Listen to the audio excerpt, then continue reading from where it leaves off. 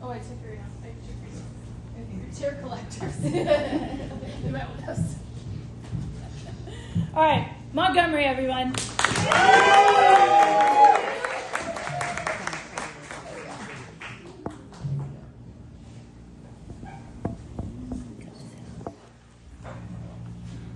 This is how you hold attention.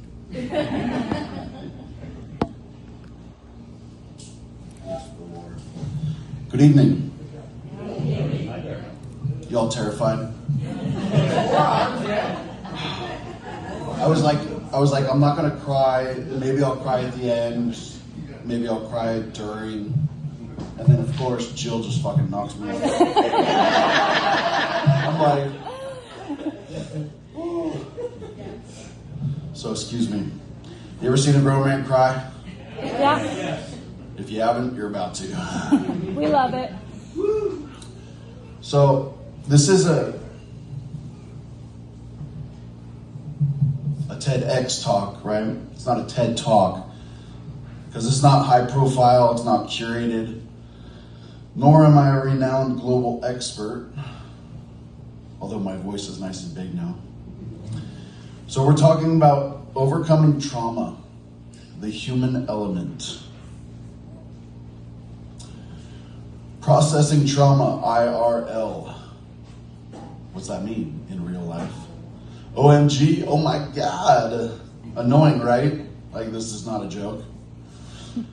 So I'm currently in my third wave of trauma. I had a triple surgery ordeal, 2 brain surgeries and a back surgery, 2014, 2015, 2016. You're like, oh my God, that's over 10 years ago. It's still affecting me. Probably will the rest of my life. The first wave of trauma was my childhood, which I only recently cracked the normalization bubble. Anybody understand what that means? All right, got some nods, cool. If not, we'll talk about it later.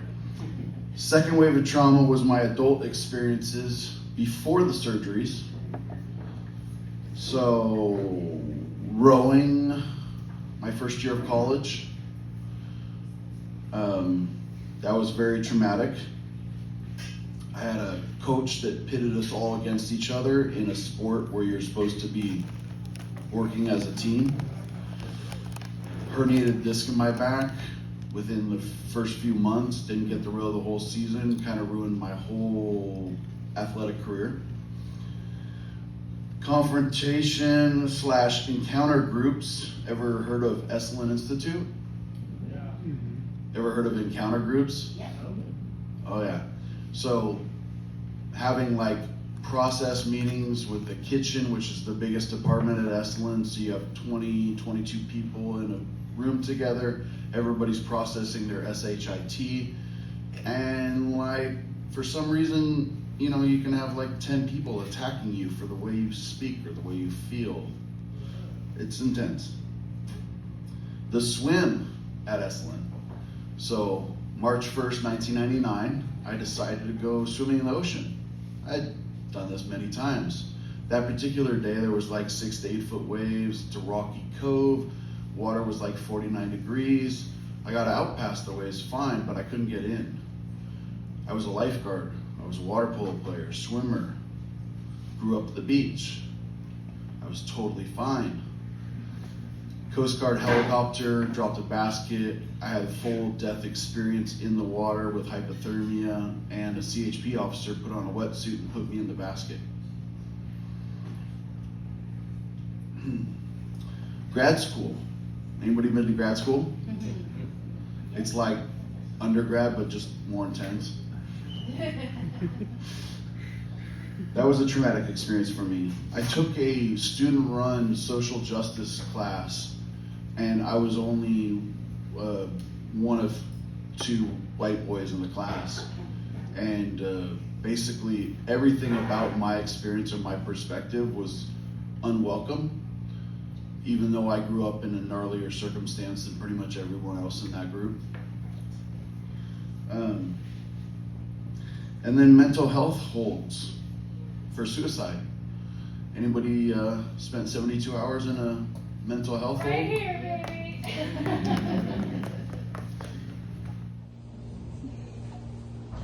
Excuse me, I'm gonna have to drink a lot. When I talk, which is rare, my mouth needs water. So my triple surgery ordeal then happened 2014 to 16.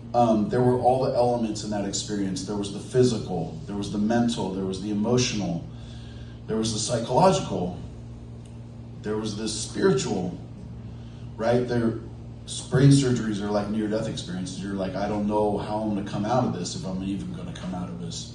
Am I gonna be, mentally handicapped for the rest of my life? Am I gonna be able to talk on stage or not? Yeah. We're doing it. Winning. At this point, I got no more fucks to give, okay? So, if I look like a fool, I don't care. I do care, I really care. Actually, I'm a Care Bear, that's mine. Anyways, I digress. The hardest part of the experience was the relational, the social. It still is to this day, to like right now. The hardest part of my brain surgeries, of my 3 near-death experiences, is the human element. How to deal with trauma for myself, but how to deal with it in relationship with other people. Fucking obliterates you. At least it obliterated me. Yeah, they were all hard, but that one was, and still is, the most difficult. Now you're probably thinking, what does this guy have to complain about, right? Well, don't judge a book by its cover. Yes, I'm a big, tall, white American male. Totally privileged, right? I grew up in Newport Beach. Anybody know Newport Beach?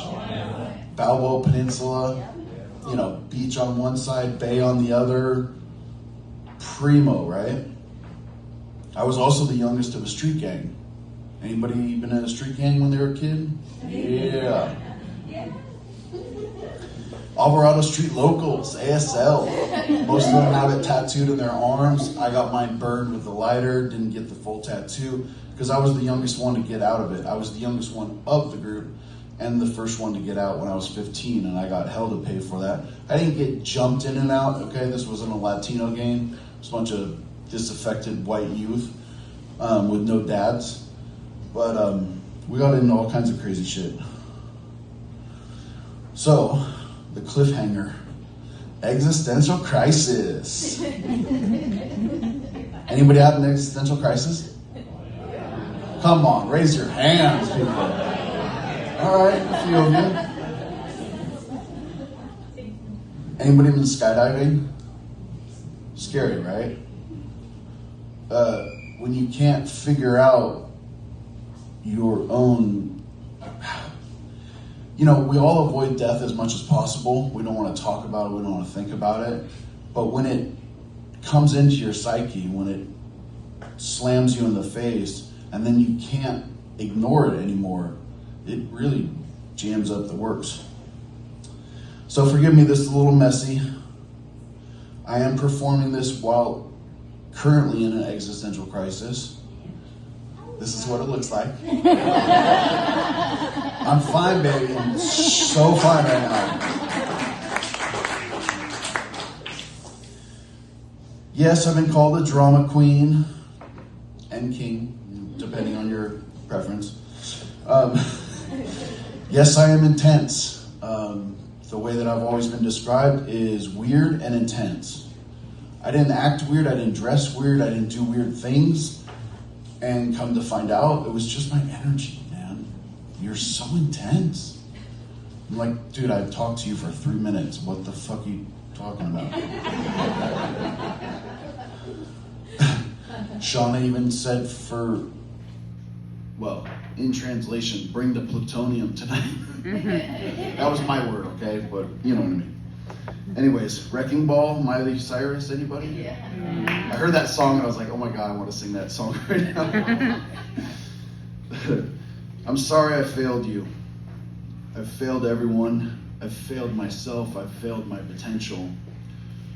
I had massive potential when I was a kid. But this is me. I'm still in the mud. I don't know where all this is going. Like life, right? Hopefully, some lotuses will bloom out of the mud. I continue to experience existential crises while running a business, trying to pursue my creative endeavors, like this talk, managing life, being in relationships. So let's just say I'm a sensitive man.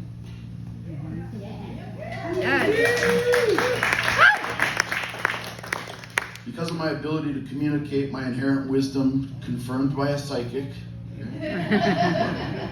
my mom felt comfortable talking to me as an adult about everything when I was just a small boy. Basically, I was her therapist. She insisted, like all women from Venus, men are from Mars.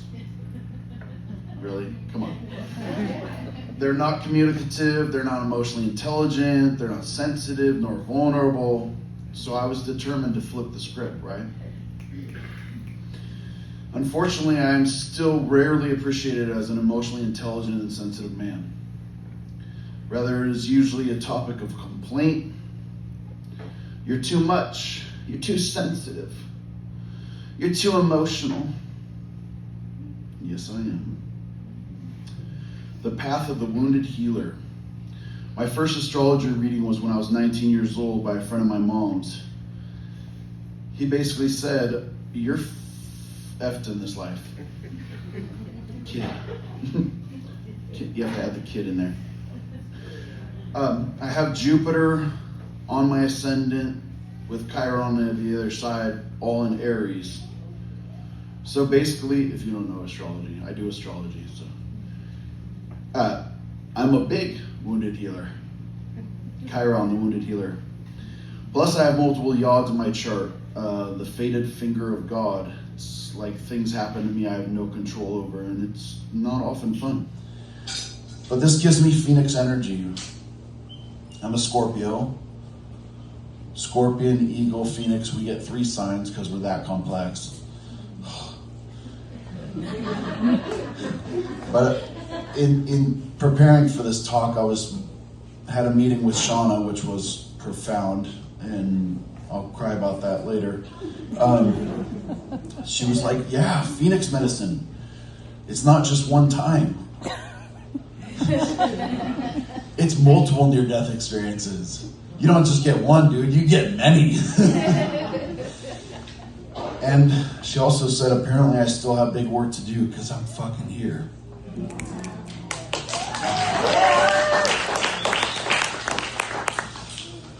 Excuse the appropriation. I've always felt like a shaman. I have just enough Native American blood to say that, but I have no culture, no tribe, no connection.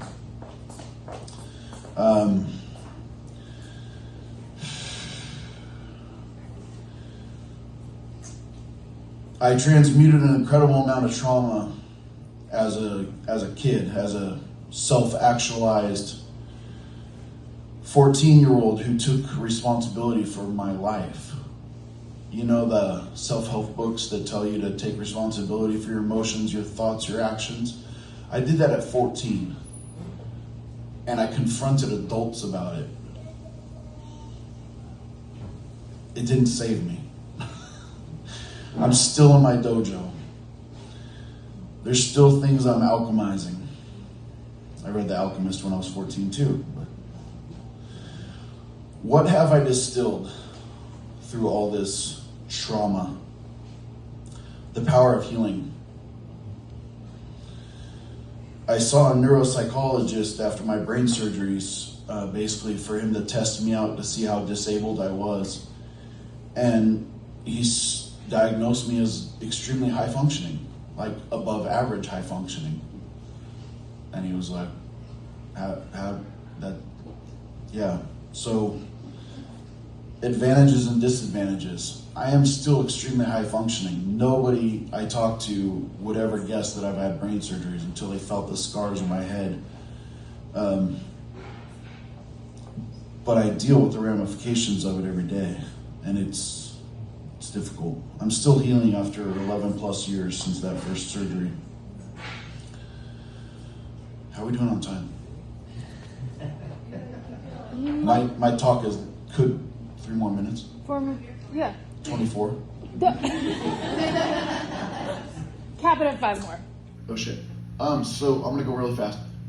My presentation was 46 slides. Now it's 17. So it's a third. Thanks, man. We got time. Yeah. Where was I? So things I struggle with. Memory.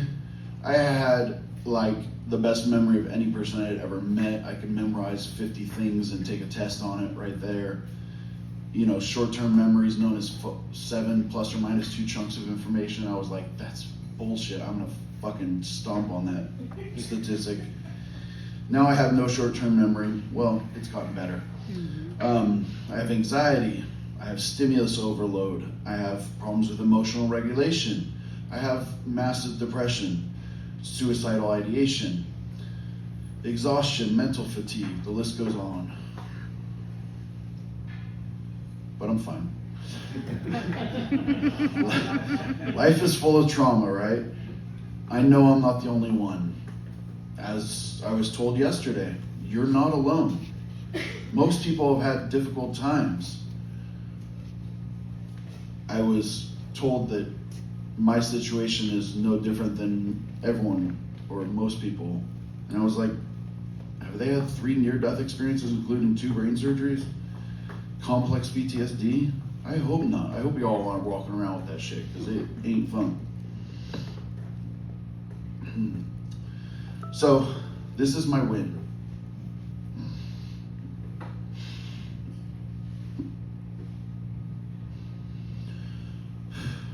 Just getting on the mic, sharing my story, sharing my truth is the win.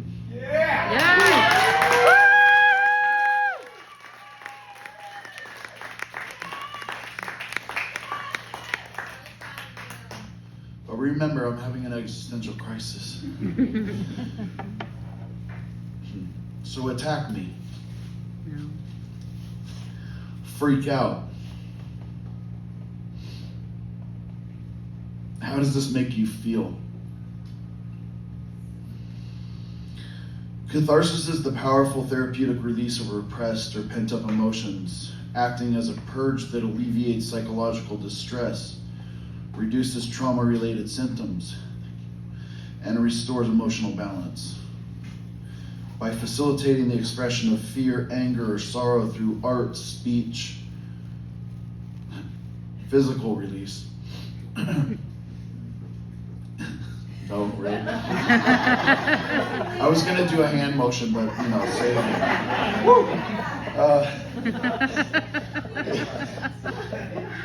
It allows individuals to gain clarity and transform emotional pain into healing. Hallelujah.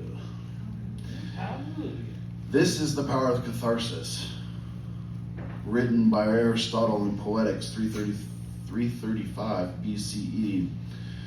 His definition was the purification or purging of emotions, specifically pity and fear, experienced by the audience during a tragedy, leading to emotional release, relief, and balance. The power of catharsis works best when it leads to understanding and resolution rather than just temporary venting. Fuck. The goal is to move through the emotion, not just release it, to gain true long-term relief. Sorry about the kids, guys. I'm really not PC here. He's got a brain injury. They won't know. I always wanted to be an actor. Really, I did. I'm in the dark here!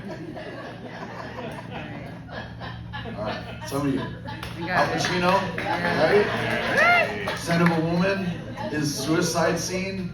I'm that guy. Woo!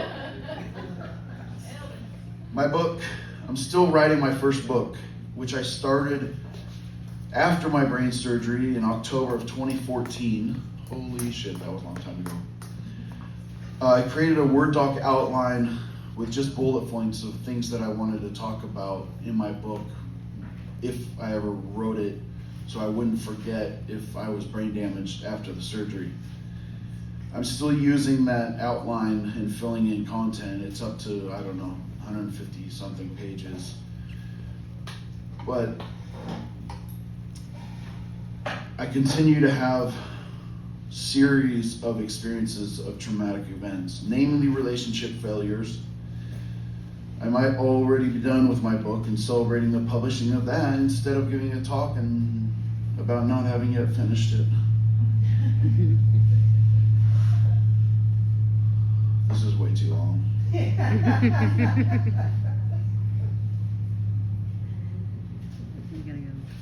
Anybody know what did you do? The Ho'oponopono prayer in Hawaiian? I'm sorry, please forgive me, thank you, I love you. When I was having my near death in the ocean at Esalen, I was doing the Ho'opono prayer in my last moments before I surrendered my life consciously, but I didn't know that prayer.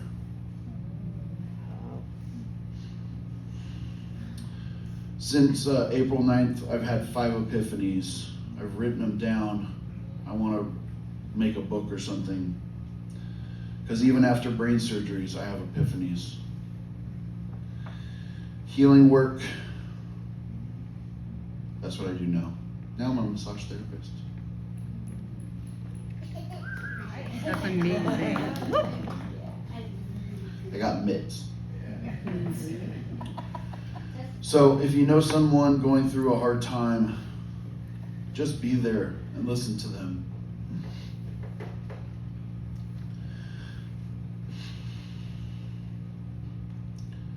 Sometimes we just want the feeling of not being alone, especially in our pain. Care, compassion, empathy is what we all need and want, but most of us struggle to give it even to the people we love. Humans are not very good at those 3 things. Well, unless you're a nurse.